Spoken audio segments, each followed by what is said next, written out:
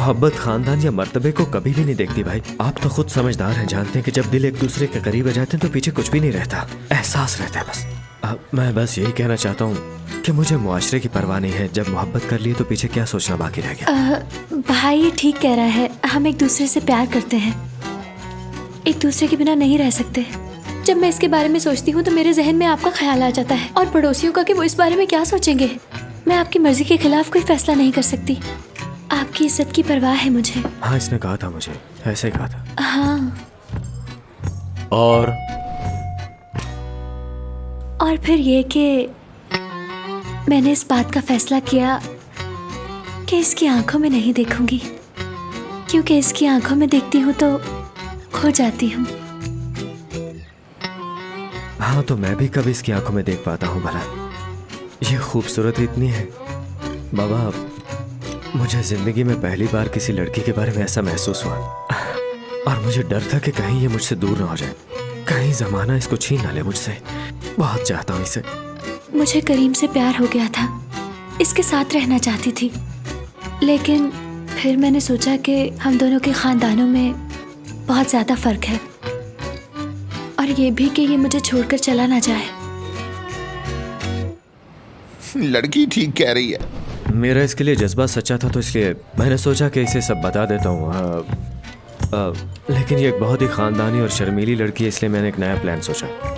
जाहिर है इसको सीधा जाके बोल तो नहीं सकता था ना कि प्यार करता हूँ, तो इसलिए मैंने सोचा कि इसको इनडायरेक्ट तरीके से समझा देता हूँ कि मैं इसको चाहता हूँ, पसंद करता हूँ। इसलिए मेरे जहन में आया कि मैं इसको एक तोहफा दे देता हूँ। मैं जब घर से काम करने के लिए निकली तो मैंने अपनी मेज़ पे एक तोहफा देखा। मुझे बहुत तजस्सुस हुआ और जब मैंने उसे खोला तो उसके अंदर बिल्कुल वैसा ही ड्रेस था जैसा मेरा खराब हुआ। साथ में एक फूल भी रखा था, बहुत खूबसूरत था वो। गुलाब का फूल था और एक छोटा सा खत भी था, उसमें लिखा था मुझे तुमसे प्यार है।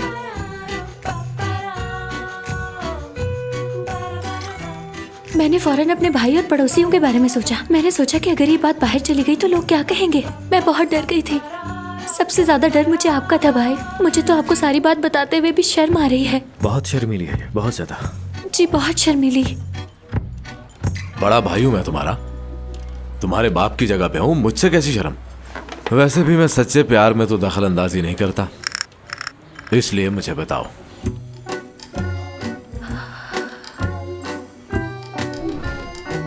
जानते हैं वो फूल अभी तक मेरे कमरे में है। बाबा, उस फूल के बाद मैंने किसी को फूल देने के बारे में सोचा तक नहीं है।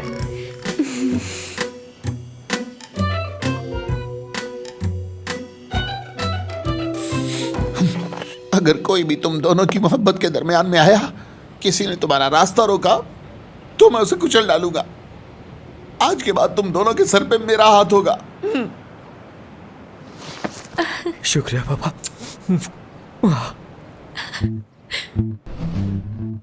मैं ये शादी करना चाहती हूँ, इसीलिए यहाँ पर आई हूँ, लेकिन तुम्हें इस सबसे कुछ हासिल नहीं होगा। लेकिन फिर भी तुम यहाँ पर हो, मतलब कि अच्छे लोग अभी भी मौजूद हैं दुनिया में। वरना कयामत ना आ जाती।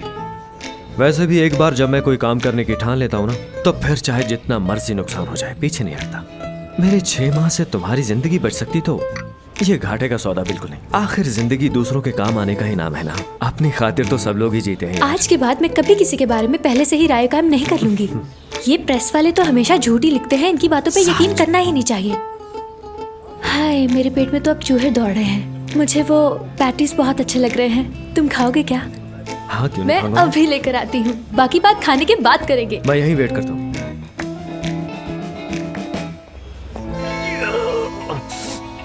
मामा की कमाल का हूँ। हाँ।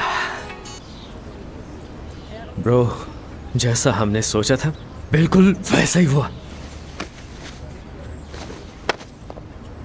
शुक्र है हमारा ये काम ठीक से हो गया है। अब तो समझो कि फैक्ट्री मेरी झोली में आ गई। मुझे तो डर था कि कहीं मैं अपनी सीट से ही ना हाथ धो बैठूं। अब देखना सब कुछ ठीक होगा। वो लड़की पूरी तरह मेरी बातों में आ चुकी है। सिर्फ 6 महीने की बात है और सिलसिला खत्म।